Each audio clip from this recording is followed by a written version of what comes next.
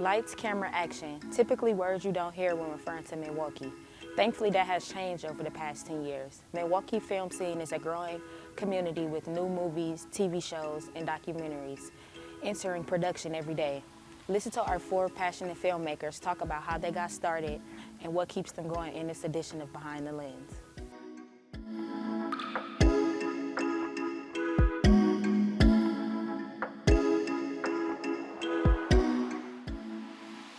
From the theaters to a TV near you, Milwaukee has been filling your screens with great content for over a decade now. Raw, real, and rooted in the 414. These filmmakers tell their unique stories from a Midwest point of view. The industry isn't always glitz and glamorous. Sometimes it can be very demanding. Without a strong mentality or a proper support system, one can easily lose sight of the goal. Meet Loki, Casey, and Shannon and Ramon, 4 filmmakers who provided the hard work, dedication, and passion who can lead to an accomplished career. First, we have Loki Martin, founder of Light Flight Camera, who talks about what it takes to get started and how to maintain your progress. I'm not exactly sure how I got into filmmaking, because there's so many different things. Like, you know, when you're a kid, you just do a bunch of things fun with your friends, like a bunch of things that you would deem to be silly. We used to start doing skits and stuff on like a little razor phone. This was back way before the first Apple iPhone came out, you know, the 1G phone. Had like a little razor and we just shoot skits on it. What's crazy is back then we didn't have any like mentors or like an OG or something to tell us, hey, you should keep doing that. We were just doing it because we were bored, because back then there wasn't no like social media. So I think that's where it began, if anything. Growing up in Milwaukee had a profound impact on my filmmaking career, I think, because I wouldn't be as tough mentally to be able to get to where I have a sustainable business model, you know, like knowing and navigating the landscape, knowing all of the people that I know have helped me create that type of mentality where I can kind of survive anything. And I thank Milwaukee for that, for sure. I think it's awesome to be recognized and to be established in a way to where you can get a project completed, for one. Getting a film done, whether it's a short or a feature, is a monumental task, especially in this industry where there isn't a lot of funding for it. So when a film festival like Milwaukee Film Fest accepts your film, or the 48-Hour Film Fest will allow you to compete, and you get the job done, I feel like that's the most important part. So I'm honored in any film festival that I enter. My first time on my own set, where I'm like writer, director, DP, whatever it is, it's always a challenge. It's fun, but you're kind of rushing through things to make sure you hit every mark. But if I didn't enjoy it, I wouldn't be here. So I think it was pretty good. How many shoots I've been on is too many to count. Mostly unpaid. Now I'm just getting to the point where it's consistent paid work, but at least 20 shoots a month for the last 5 years. So you start to figure it out after like year 2. You're going to do jobs for free. If you got into this industry and you don't know as much as the people you think are at the top of the chain, you're gonna work for free. There's no way around that. That's a part of the process. And as you figure out what your time is worth, you will begin to be paid. It's really necessary to do the free work. I enjoy the 48-hour films the most, because a lot of the times when you work on a film, you're like, I got so many different things to do and I don't know how I'm gonna do it. And then you procrastinate and you push it off, and you procrastinate and you push it off, or you start writing and then you go to pre-production, then you get to post-production if you're lucky. And I feel like the 48 hours or any film competition that gives you a time limit forces you to sit down and create something in 2 days, or it forces you to sit down and create something in a week. Those are the projects that I enjoy the most. There's tons of points in my career, and it's crazy that I can finally call it a career, where I felt like giving up. I've never fed into those thoughts, but I've definitely had the feeling that maybe I need to get a 9-to-5, or maybe I need to go back to just doing what's going to pay the bills versus what keeps me sane. And yeah, I kept going through it. I kept dealing with the losses, taking the L's, maxing the credit cards, buying the camera gear, shooting the projects, and I'm grateful that it worked out. Right now is the perfect time for you to take your idea, and no matter what you have, take your friends, go make it, and make it the best way that you can make it. My goal right now is to find that script idea. And I just stopped myself from saying perfect, because there's no perfect script idea. But a practical idea for a script that can be written and produced for a lower budget, but having higher impact. So that way I can kind of begin my Ryan Coogler, Jordan Peele journey, you know, where you can create something that has a compelling enough story to break you into the industry. And I feel like right now that's what's necessary. You have to create whatever it is you want to create with what you have to bring the industry to you, instead of going to Atlanta or LA or Texas. So I'm trying to bring that industry here to Milwaukee. Thanks for the words of encouragement, Loki.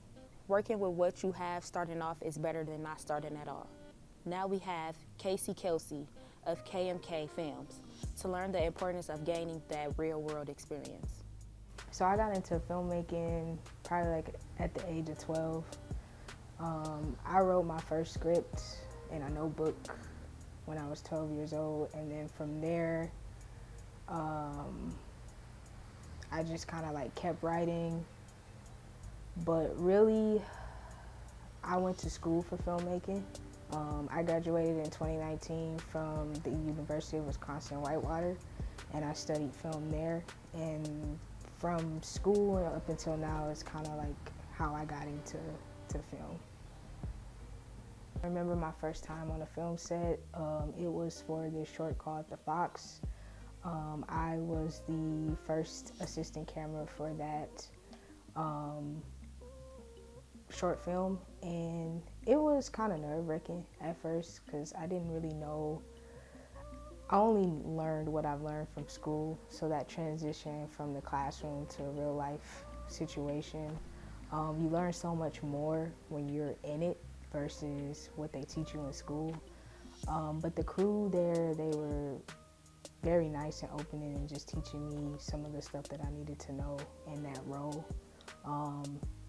And then when I used to intern at Aurora Healthcare, we did a lot of commercials, and so that kind of intertwined with being on set for the first time too, and just learning camera techniques, call outs, the language, and just how the flow of being on a set is like. It's very fast paced. Most of the time it's very quick on your feet type of situations. And those are the things, like when you have your own set, that you're gonna have to, a skill that you're gonna have to bring when you're doing your own stuff. I've gotten help, a lot of help along the way. My mentor, Cole Douglas, he is like my right-hand man. He's the first person that gets to see my scripts usually. And I really take into consideration of the advice that he gives me. Outside of that, pretty much everyone that's like on my sets, that's support when they're there working on your project and doing things for you. So everyone that has helped me along the way in terms of that, I would say, yeah. Network around your community. I think, especially in Milwaukee, we have a hard time with that. We tend to network up instead of around like those who are with us, because when you network around you and you build that community, those are the people that are going to kind of come up with you when you do get to a certain point. Or you might, like, you don't really know other people's trajectory in life. So especially young people now, we tend to network up instead of networking around us. I have done free and low paying jobs. I think in the filmmaker's world that does not change until you get to a certain level of your career. You kind of have to pick and choose your battles or what you think might be worth it. Because there's some things in film where it might be low paying, but since it's such a passion project, you still want to do it because it's a beautiful thing. So like, especially a lot of projects here in Milwaukee where you know how it is on the other side, so you want to show your support to other local filmmakers. I feel like every day it's a battle. I always feel like giving up, and I think that's part of the journey.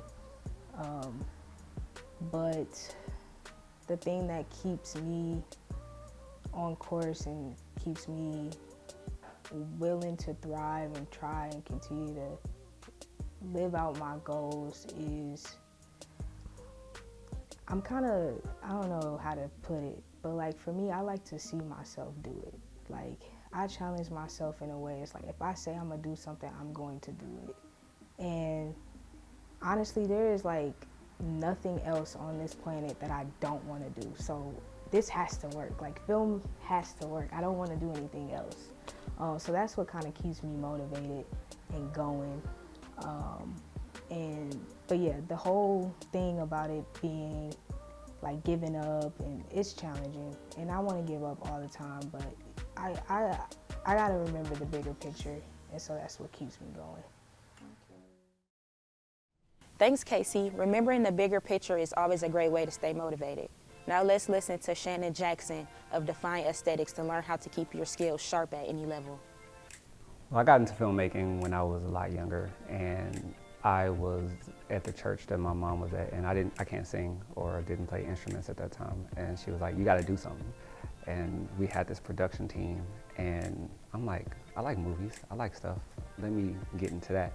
And the two people that was in charge of it, they were working for TMJ4 at the time, and I started to enjoy being able to be technical about making sure that what was happening on stage was being able to be seen by people at home. And that's just kind of where I got into it. And then it turned into making the commercials and some of the marketing stuff and all that. And was like a springboard for all the stuff that I'm able to do now. So my first time on a movie set was when I shot my film a couple years ago. It was stressful. Like, you realize that planning and executing are two totally different things. You can sit and make all these plans and storyboard and give everybody these tasks and things, and then once you get out there and have to start doing it, it's a lot more difficult because everything is happening live, and there's things happening that you didn't expect. People may not show up, or people may not know what this is, or a shot may not be going the way you want it to, and you kind of have to, on the fly, be figuring out, problem solving, putting out fires. And I wasn't prepared for any of that. So a lot of learning on the fly, but it was cool. I enjoyed it after you get through the stress of all the fires that you got to put out. I feel like giving up all the time because it's hard. You have to have budgets, and when you don't have a particular budget, you have to find a way through that to continue the project. Sometimes working with clients can be difficult, and trying to find ways to mitigate things, expectations and all those things, and just work-life balance. Like, as you continue to live, things happen. You get married, have kids, all these other types of things that you have to find ways to continue to try to find the passion to do all these other things. So I think feeling like you want to quit is normal. You just have to find a reason to keep going. I've done all kinds of jobs, from sit-down interviews to promo videos to commercials, birthday party events. I do all kinds of filmmaking. I've had a bunch of help, and that's what I've been grateful for, being in this field and being in Milwaukee in general, because once you find your tribe of people that want to show you how to reach your goals, it makes you feel like you can attain anything. So I've had a bunch of help from people that's been doing it a lot longer than me. I do a lot of free work or low pay work or low budget work, and I enjoy it regardless of how the project goes, because one, as a filmmaker or anything, you have to practice. And if you're not always able to get paid jobs, you still want to be sharp with your skills. So anybody that, not anybody, but people that need stuff and they pitch me an idea that I feel like I can help get them to where they're trying to go, I always try to do it, because then you get to give a product to somebody that can then show it to other people, and that's how you can build clients. But also you keep your skills sharp and you can practice stuff, and if you got equipment that you're trying to learn how to use, take it on set, try it out. So I always try to connect with people that may not have a huge budget. Growing up in Milwaukee was good for me because we're so close to bigger cities like Chicago and Detroit and stuff, and you still can have those experiences and work in those bigger places, but then come back to a smaller city and still be able to hone your craft and find other creatives and build relationships with people. So I've enjoyed growing up and living here because our art scene is thriving, and if you know how to find the people, you definitely can find people that are like-minded and want to help push the stuff that you're trying to do. I'm currently working on a movie with my friend. She's writing a script, and it's still in the pretty beginning stages of production or pre-production, but that's something we got coming this summer. I would say in closing, just keep trying, like keep showing up. All these things are difficult, but there's a lot of joy that you can get from it, but just keep showing up every day, trying to be a little better, and you'll eventually get there. Thanks, Shannon, for reminding us how continuously showing up can positively impact your outcome. Last but not least, we have Ramon Salone with Swift Motion Pictures to explain how your passion can expand into multiple revenues. In the filmmaking, first I was an author. I wrote novels, and I adapted my first novel into a screenplay, and we shot the movie from that. Well, I've been in the industry 9 years, this year made 9 years. And I've produced probably 13, 14 films and movies and TV series. For me to turn my first book into a movie, you know, I mean, that was a goal that I had been working on for so long. You know, it was like 5 years coming. So by the time I actually did it, you know, I had a mixture of different emotions about it. You know, it was a great thing. You know, I was actually seeing my and then dream come true, right? I had to create a company, a film company, for my movies.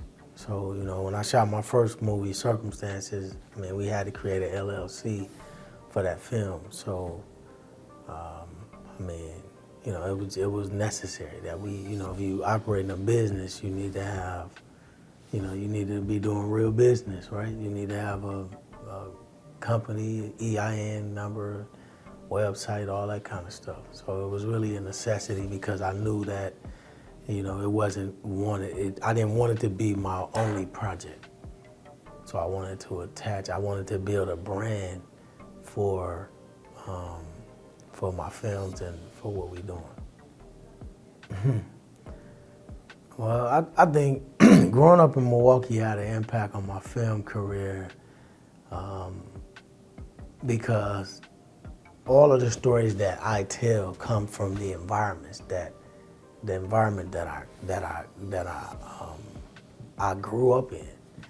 So, I mean, I think that any city or state or wherever a person, you know, is deriving from, I think that environment is going to have a direct impact on how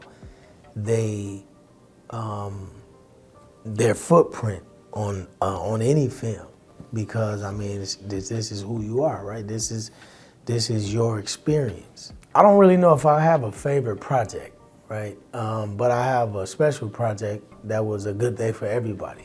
And the reason why that was a special project for me, because we were dropping a lot of gems in that film about the Black experience in America and what mothers go through when they lose a child to police violence.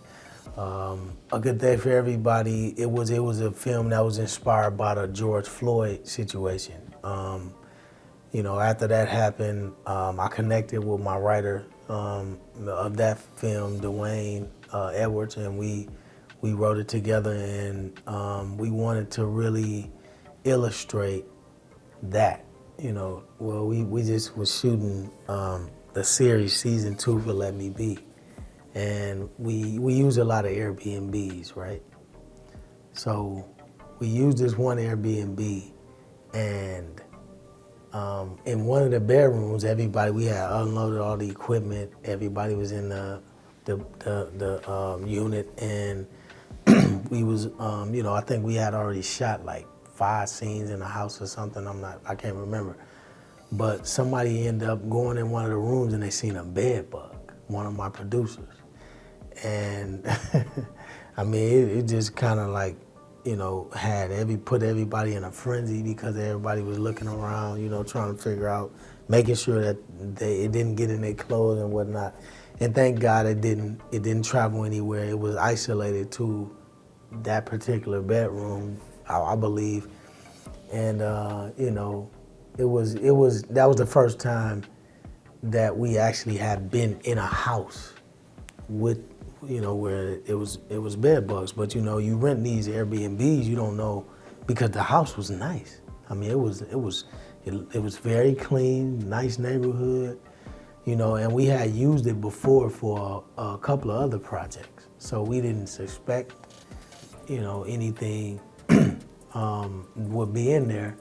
But I think I wanted to share that story because what we had to do as producers, we had to figure out how to pivot out of that. You know, that literally had us that night.